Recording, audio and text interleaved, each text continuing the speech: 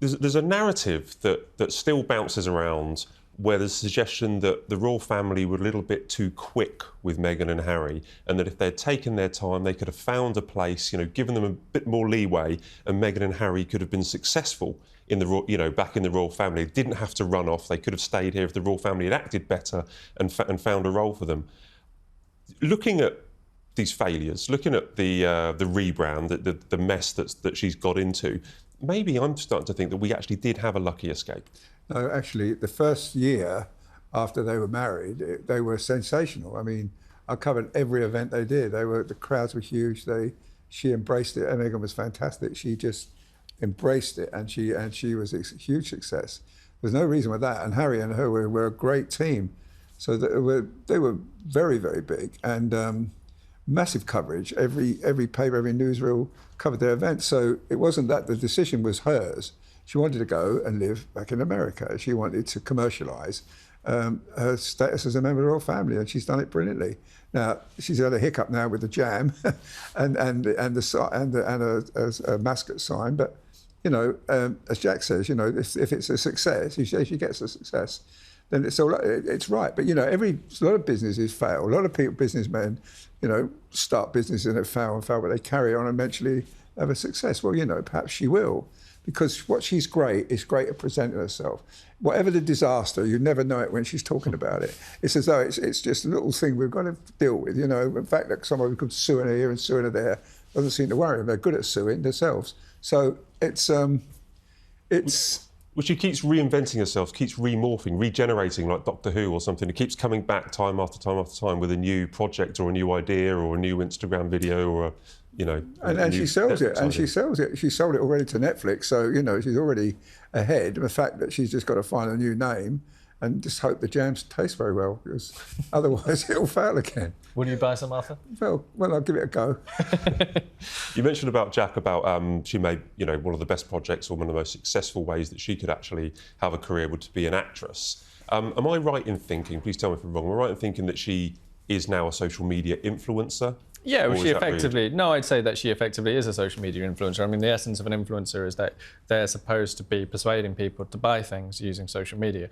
And that is effectively where this is going. I mean, she might not quite have got to that point because the online shop's not live yet, but the website's there, it's got its own Instagram account. She is effectively a social media influencer. There was a time when, that would have been caused people to be very snooty about it and cast aspersions against her. To be honest with you, I think we're almost kind of past that point. It's more just for Harry and Meghan now, they have to make something work.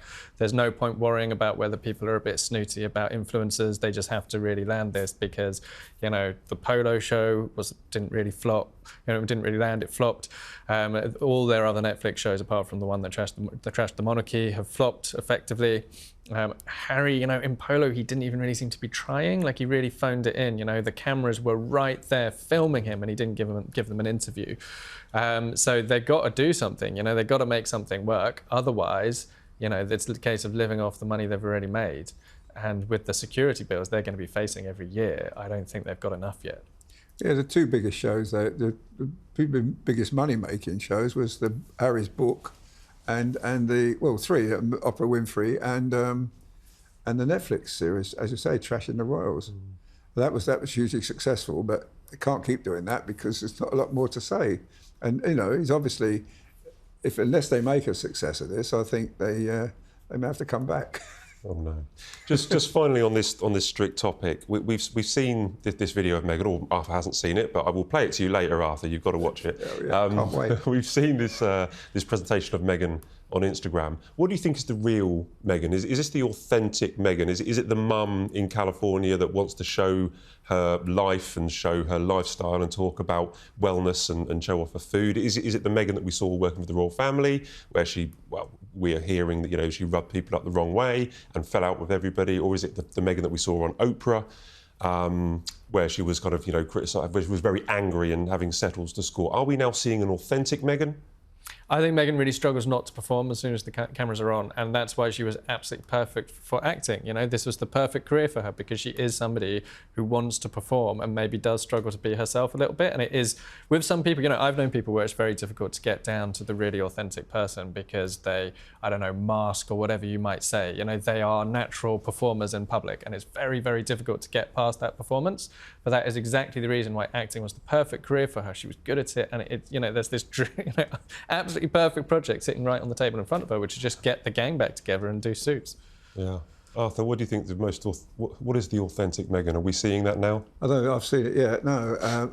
I mean, I think she's brilliant on TV when she speaks to the nation. She's got a great way with words. She's got that beautiful smile, and she can sound convincing, but she hasn't convinced me yet. Fine. I still feel that you know, it's been a disaster. I think it's been a disaster for Harry as well. I think he's living in as I said before, he's living as a celebrity in a town full of celebrities, and that's all he is, just another celebrity. Here he was somebody. He was very big in this country. He was much loved in this country. And now I think he's, you know, people probably don't read so much about him now. They're probably not that interested. It's just, they're just trying to make a living now. And as Jack says, you know, their bills are huge, you know, the security alone. And the upkeep of that house, you know, it's going to take a lot of money, but, you know. And it's Jam that's going to pay the bills. Well, I was going to say, it's Jam tomorrow. Yeah. Right, we'll move on to Harry a little bit later, but have go a bit more deep into what you were saying there about Arthur. Yeah. But I just want to stick on social media.